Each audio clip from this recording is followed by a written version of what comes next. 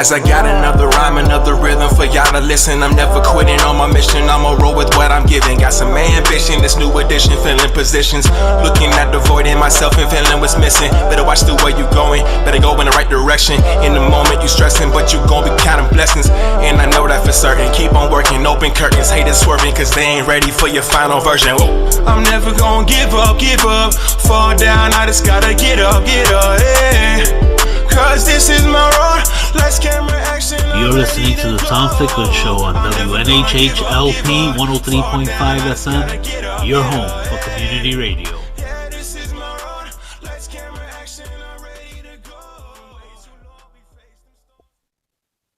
Good morning, everyone. I want to thank you for joining us here at the Tom Ficklin Show. It's been a moment since I spoke with you all. And a lot in this world has changed for me, just as it has changed for everyone. First, again, I want to thank Tom Ficklin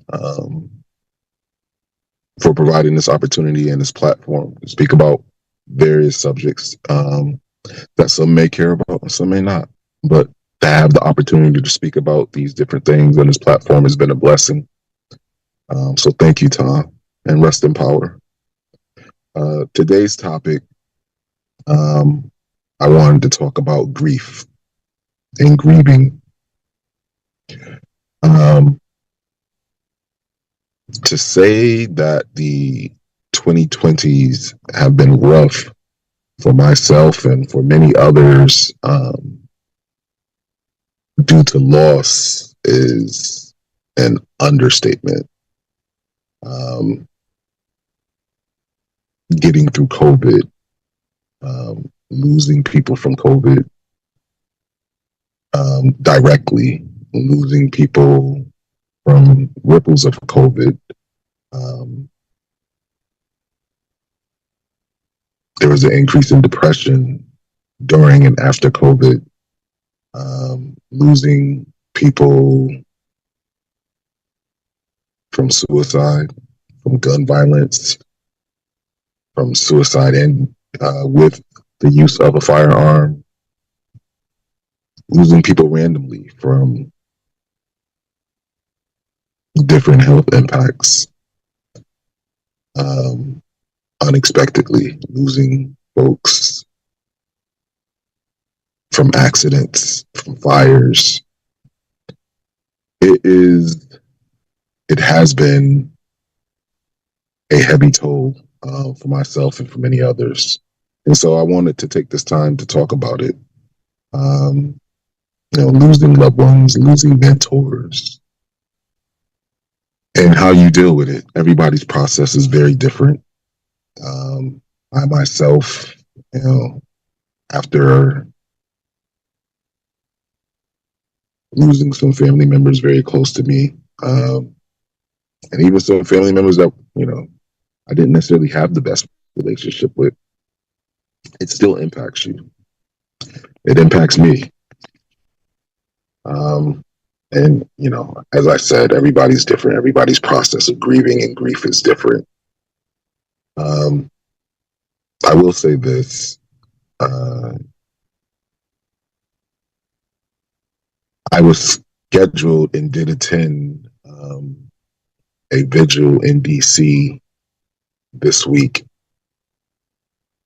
for victims of gun violence, recognizing and memorializing also the 12th anniversary of the mass shooting at Sandy Hook. And talking to some people prior to my attendance, weeks out, I said to them, I'll be attending this event, this memorial, this vigil. And I got different perspectives on it for people that have attended it. One aspect or perspective was that it is very intense. It's very, very intense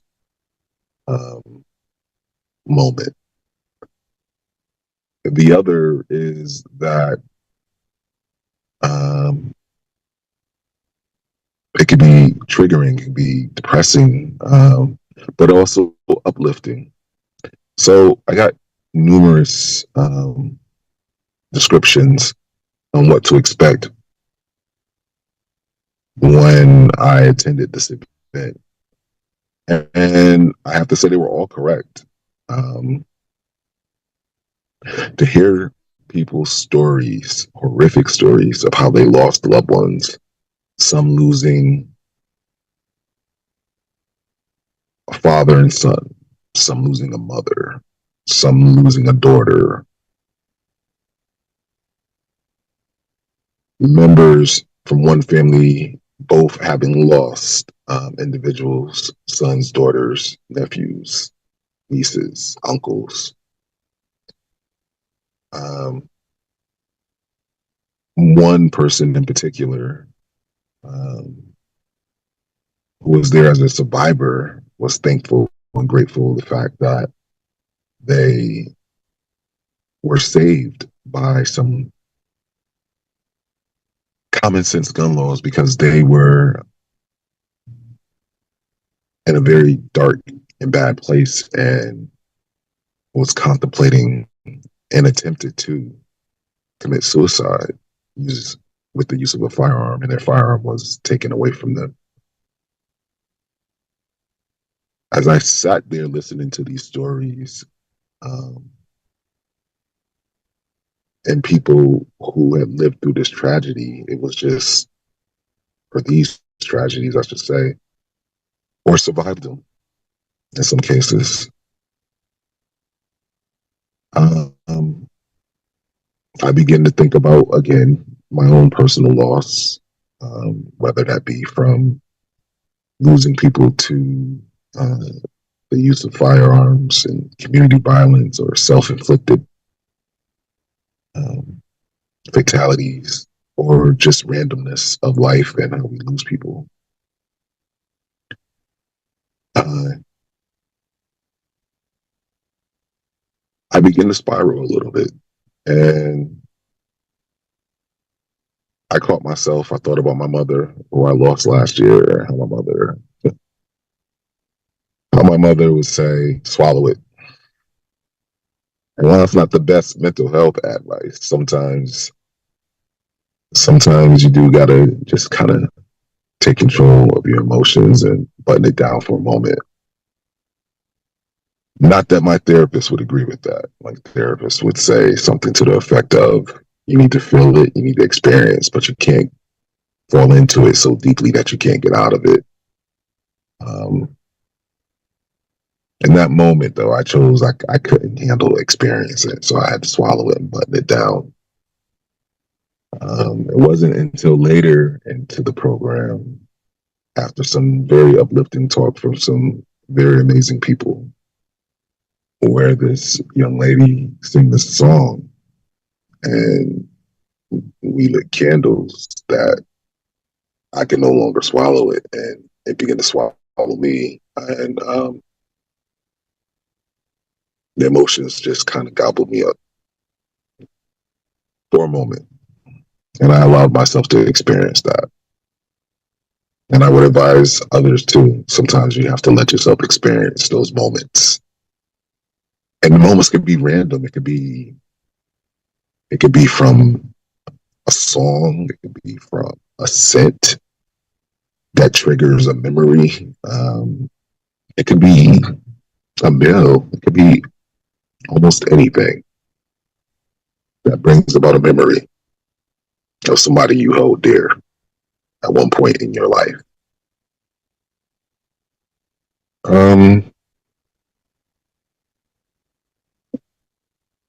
Grief and grieving.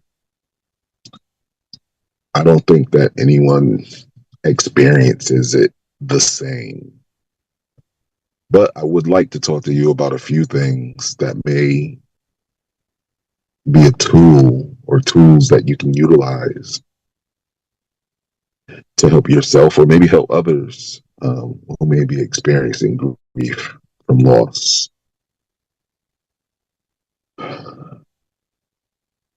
Dealing with grief is a deeply personal and challenging process. But there are practices, there are approaches out there that you may avail yourself of to help you navigate what can be a daunting process. Number one, acknowledge your feelings. That's I can hear my therapist, my clinician voice echoing in my head about that, because at the same time, I also have that voice in my mother's head just saying, swallow it and keep moving forward. Always be moving forward. But you do need to acknowledge your feelings. Allow yourself to feel the full range of emotions: sadness, anger, confusion, or even relief to some degree. And in some cases, as I said, everybody is different. There's no right way to grieve, and suppressing your feelings, or as my mother would say, swallowing them, can prolong the process. And there are many people out there, for whatever reason, in their process of dealing with grief, have never really dealt with it. They've just suppressed the feelings. And that can be supremely dangerous, both for your physical health and your mental well-being or mental health. The two things are not mutually indistinguishable. Seek support in whatever form that may be that is healthy for both you and who you are seeking support from. Everybody that you may attempt to seek support from may not have the capacity to help you. So you need to be able to recognize that, as they do themselves. Some people will try to help you and they don't really have the skill set nor the capacity to do it. And that could be just as harmful as not seeking any support at all.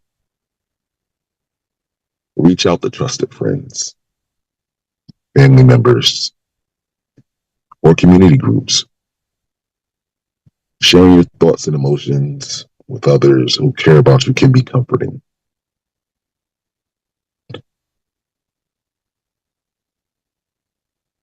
One of the things that I had to do was consider professional help. A counselor or a therapist trained in grief can provide tools and coping mechanisms, strategies tailored just for you. Another thing on the list of that is highly important would be to practice self-care. Pay attention to your physical needs, regular sleep, balanced meals, and gentle exercises can help maintain your resilience. One thing I would also add is to give yourself grace. When we lose someone, when we lose people that we care deeply about, sometimes, depending on how that person leaves us, can leave us feeling guilty, thinking about all the permutations of what we could have done, and what if this, and what if that. And sometimes it's just, in most cases, not just, there's nothing that we could have done differently. Unfortunately, as human beings, often we look for reasons of why things happen and closure, and sometimes that's just not there. And we need to be able to live with that and move on. Create rituals or memorials. I know one of the things that I started when I began the journey of trying to deal with my grief with people that I had lost. And some of these people, I didn't recently lose. Some of these people I lost years ago, but, the way in which I was raised or brought up, you kind of just, again, you button it down, you move on. And I realized there are a lot of things that I just buttoned down and moved on.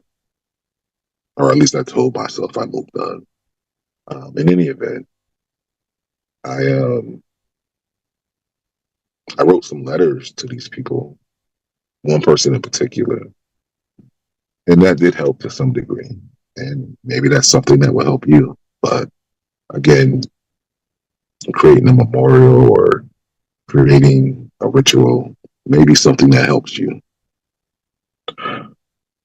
Honoring the memory of a loved one through rituals, writing, or creating something in their memory can provide a sense of connection and healing. Um, One of the things that I did here during this week in attending this vigil was that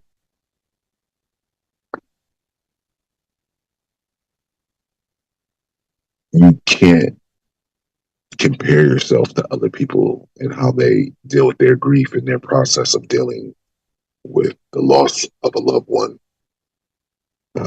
Somebody said something that really stuck with me and really struck me was that, you know, they meet some people who have lost individuals to gun violence, and this person is looking at them like, oh, wow, you've done so much. You've done this, you've done that. You created an organization, you've done this, and I've done nothing. You cannot do that to yourself. You can't look at yourself and compare how you are dealing with or processing your grief with somebody else. It's highly debilitating. I mean, even in life, just in life, period, whether you're dealing with loss or not, you cannot compare yourself to other people. Comparison is a thief of joy, and it can hinder your process, your grieving process, and keep you stuck in a moment, a very harsh and hard moment. Engage in activities that you enjoy. When you're ready, and only when you're ready, engage in hobbies, activities, or events that bring you joy or a sense of accomplishment. And again, when dealing with grief, you know, at any moment, you know, a scent, a memory can be triggered by almost anything. The grieving and process of grief, it's not a linear thing. It's not A, B, C, D, E, F, G. Sometimes it's A, sometimes it's F, sometimes it's C, sometimes it's B. They can go backwards and forwards and sideways, up and down.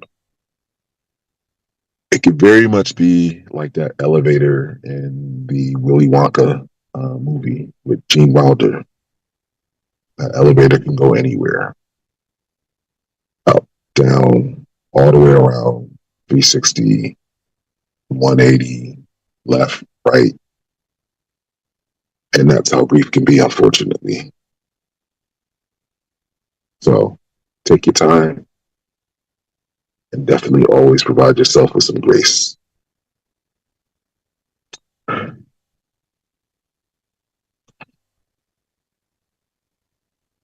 And I know I've said it multiple times again, providing yourself grace, but this is also part of one of the things that, you know, in looking through how folks are directed to deal with grief, be patient with yourself. Grief doesn't follow a timeline. It's like I said, it's not linear. Give yourself permission to heal at your own pace. And even though, you know, I started going to a clinician to kind of deal with my losses.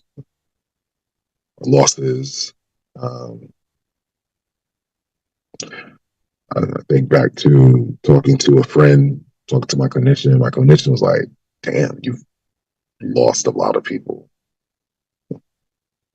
But I know I'm not unique or alone in that.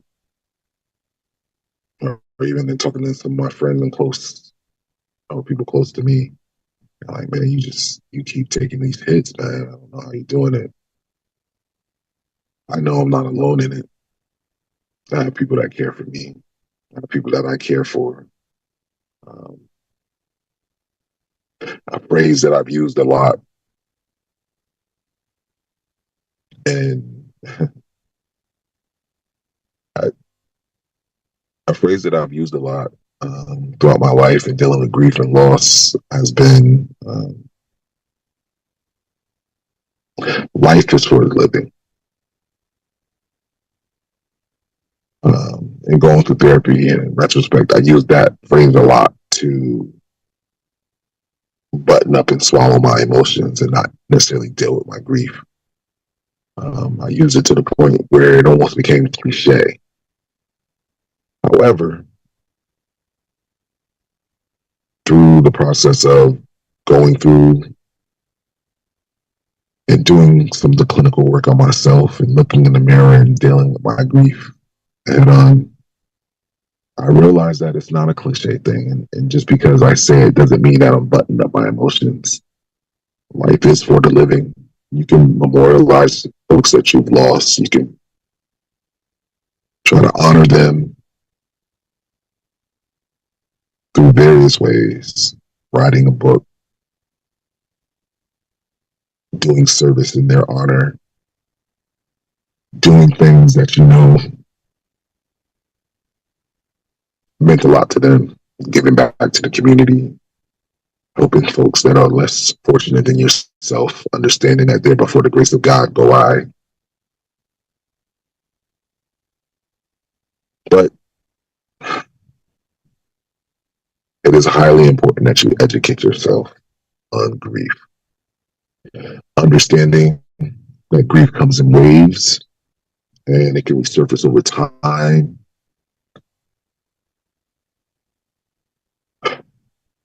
Understanding these things can help you manage your grief. I would say, there are resources out there. I mean, hell, you can Google almost anything or talk to your pastor.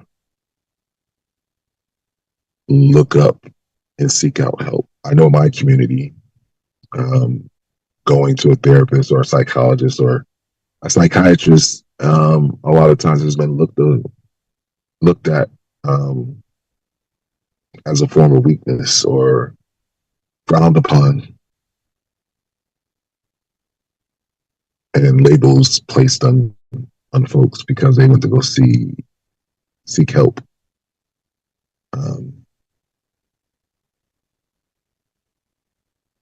If you're drowning, you want to be rescued. And you don't have to be in water and not be able to swim to be drowning in your emotions and your grief. So please, definitely talk to someone, seek help. There are professionals out there. I'm not going to go down the rabbit hole talking about, our healthcare and how mental health is separated from physical health when we really should be seeking the healing and maintenance and well-being of the entire body. That includes your physical form and your psyche, as well as your spiritual self, depending on what you believe in. So for some folks, going to see their pastor or deacons or deaconess or whoever, reverend, it's enough. And some of these folks that hold these titles are very, very highly trained. And sometimes it's not enough. Sometimes you need to go see a therapist or a clinician or do both. As long as you're getting the help that you need to process what it is that you're going through. Just to kind of break down a little bit more of acknowledging your feelings, what this means. Grief often brings up a mix of emotions that can feel overwhelming and contradictory. You may feel sadness, anger, guilt, or even numbness. Some practical steps Journal. Write down your thoughts and feelings daily without judgment. I recently attended a training about listening and how listening can help you be a better leader. But one of the exercises that they recommended is the first moment you wake up before you do anything, grab that pad and that pen and just write 3 paragraphs, write 3 pages before life intrudes upon you and crowds our thought. Just write without judgment, write freeform. Name your emotions. Simply saying, I feel angry or I feel lost can help validate your experiences. Avoid self-criticism. Again, give yourself grace. Please give yourself grace and give others grace. The grace that you would want afforded to you. Remind yourself that it's okay to feel however you feel. There's no wrong way to grieve. Everybody's process is different. Seeking support. What this means, grief can feel isolating, but connecting with others can lighten the load. Practical steps. Talk to a trusted person. Share memories of your feelings with a friend or family member. Join a support group. Find local or online grief groups where people understand your experience. Lean on faith or spirituality. If applicable, connect with your spiritual community for support. When considering professional help, a therapist or grief counselor can provide tools tailored, unique to your specific situation. They can help you uncover things that you didn't notice or knew even about your own self. Find a specialist, look for therapists specializing in grief or loss. Practice guided coping. Therapists often use techniques like mindfulness or narrative therapy to help you process your grief. Access resources. Many organizations like hospice care providers offer free or low cost grief counseling.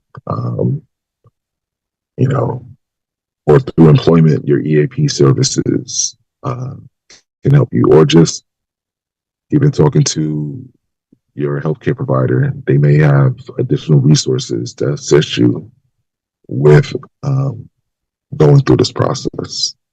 And again, there's no time limit on grief. Practicing self-care. And what this means, your body and mind are interconnected. Caring for one supports the other.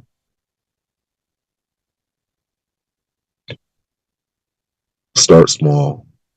Eat nourishing meals, even if they're simple. Move your body. Gentle activities like walking, yoga, or stretching can release tension. Rest. Grief can be exhausting. Prioritize sleep and don't feel guilty about needing extra rest.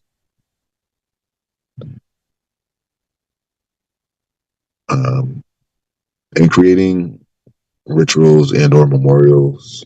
Rituals provide a way to honor your loss and create space for healing. Celebrate their life. Light a candle, plant a tree, or create a scrapbook. Mark important dates, honor birthdays, anniversaries, or other significant milestones. One that I've used personally, write a letter. Express your thoughts to the person you've lost in writing. I would say that was one of the most helpful things. I'm not a big person on going to cemeteries and providing or, putting flowers on the burial site. And, again, that's me. That's not my process. It doesn't do much for me based on my beliefs and where I believe the spirit goes after it leaves the body. But in any event, engage in activities you enjoy. Rediscovering joy doesn't diminish your grief. It helps to find balance.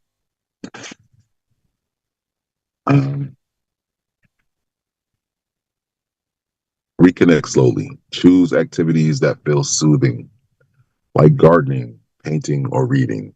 For me, it's cooking. I love cooking on the grill. I will cook in the grill in 0 degrees, zero below, 90 degrees, 120. I love to grill and smoke food on a smoker, over an open fire, with a rotisserie.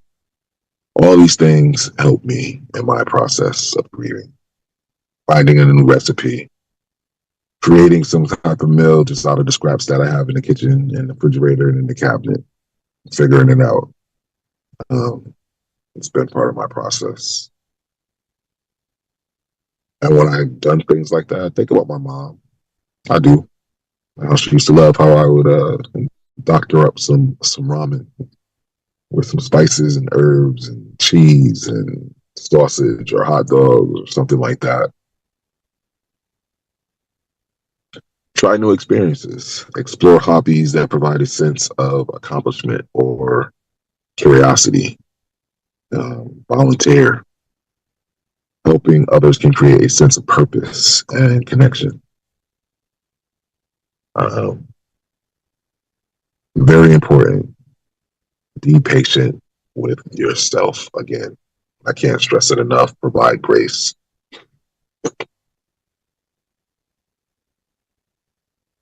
Grief, again, isn't a linear thing. It's not point A to B. There's no timeline.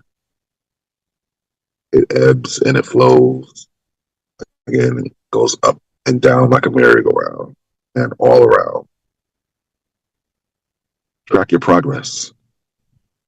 Reflect on how you're changed or grown over time. Set boundaries. Limit interactions or obligations that feel too draining. In that process of setting boundaries, you may lose people because they may not understand.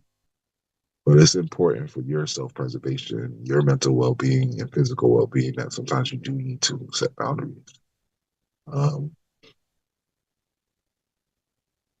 I know in dealing with the loss of my mother last year, my brother before that, my older brother, I had to set boundaries with my siblings because I just wasn't ready to continue to talk about things about my mother or my brother.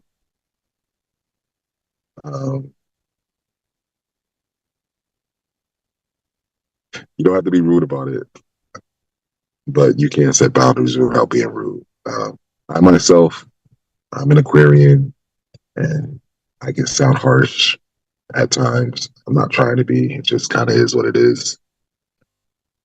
In any event, celebrate small wins, even small moments of peace or laughter are extremely meaningful. And again, educate yourself on grief. Understanding grief can demystify the process and make it less daunting. Learn about the stages. Familiarize yourself with models like Kubler-Ross, stages of grief. But remember, they're not rigid, and everybody's process is different. Read or listen. Books, podcasts, and articles about grief can provide insights and reassurance. Understand, again, grief is cyclical. Know that feelings may resurface, and that's okay. It's completely natural. They come, they go, they come back. And some of those feelings may produce different things, you know? If you feel comfortable sharing more about your experiences with individuals, then do so. Um,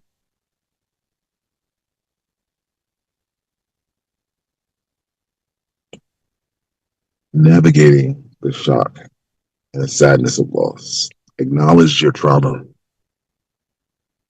Acknowledge your trauma. Sudden losses are often traumatic. It's normal to feel disoriented, overwhelmed, or stuck. Don't rush yourself to make sense of what happened. Instead, focus on small, manageable steps to process it. Like eating an elephant. You just got to do it bit by bit, piece by piece. Or if you're a vegetarian, just a whole bushel of Brussels sprouts or broccoli, I don't know, whatever works for you. Ground yourself through breathing exercises or mindfulness to manage immediate waves of emotion. I'm still working on that. Sometimes I still resort to what I know, and I just, as my mother will often say, swallow it. Write down what you feel or what happened, even if it's fragmented. Externalizing can help you in your mind process the event. It's okay to feel conflicted. Emotions, shock, numbness, sadness, anger, disbelief may come in cycles.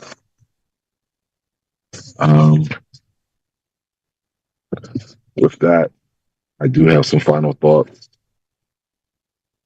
And I would say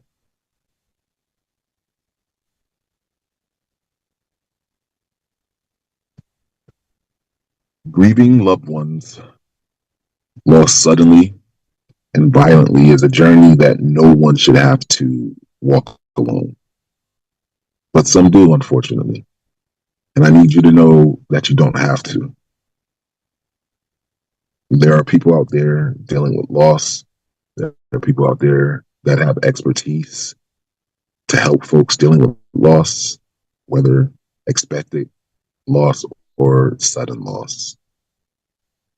Your grief is a testament to your love and the impact they had on your life. While the road ahead may feel overwhelming, small steps, whether it's journaling, reaching out, or simply sitting with your feelings, not suppressing them, but sitting with your feelings, can lead to healing over time.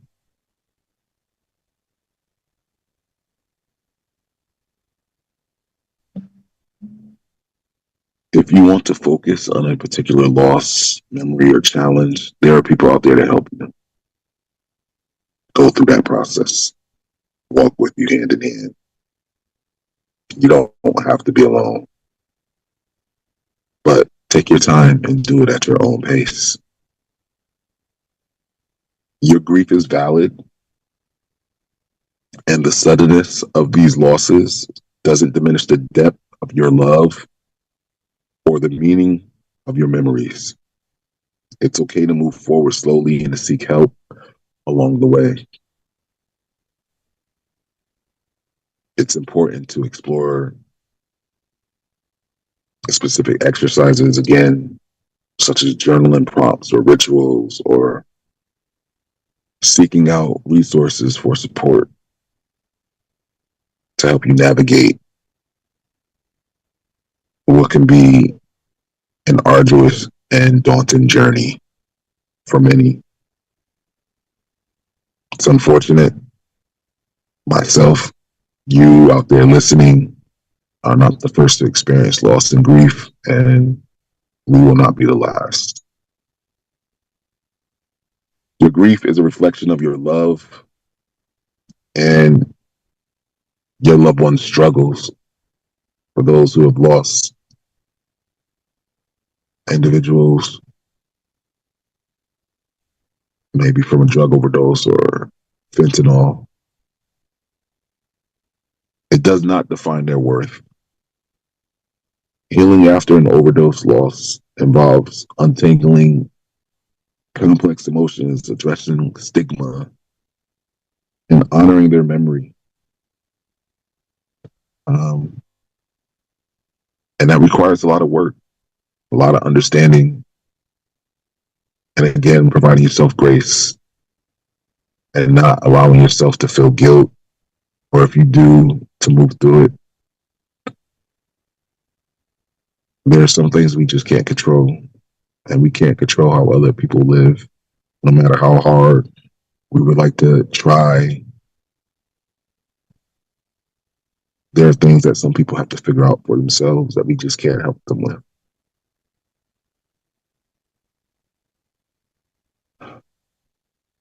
Grieving loss of a loved one to COVID or cancer is deeply personal and often complicated by external circumstances. Be patient with yourself and recognize that your journey may take time. Their passing does not diminish the love, joy, and connection they brought into your life. And again, if you need it, seek the support, seek the help, build your boundaries, do what you need, feel how you feel, but love life.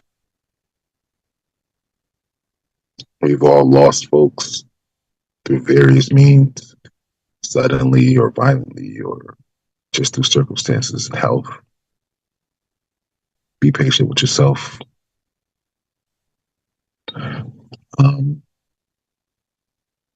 With that, I want to say thank you, Tom, for always being there for me. I remember our last conversation a couple of days before I found out you had passed. And I appreciate that. And I thank you.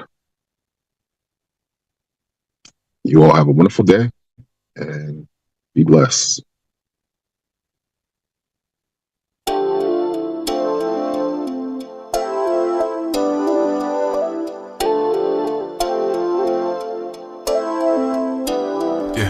As I got another rhyme, another rhythm for y'all to listen. I'm never quitting on my mission, I'ma roll with what I'm giving. Got some ambition, this new edition, filling positions. Looking at the void in myself and feeling what's missing. Better watch the way you going, better go in the right direction. In the moment you stressing, but you gon' be counting blessings. And I know that for certain, keep on working, open curtains. Haters swerving, cause they ain't ready for your final version. Whoa. I'm never gon' give up, fall down, I just gotta get up, yeah. Cause this is my road. Let's camera action. You're listening to the Tom Ficklin Show on WNHHLP 103.5 FM. Your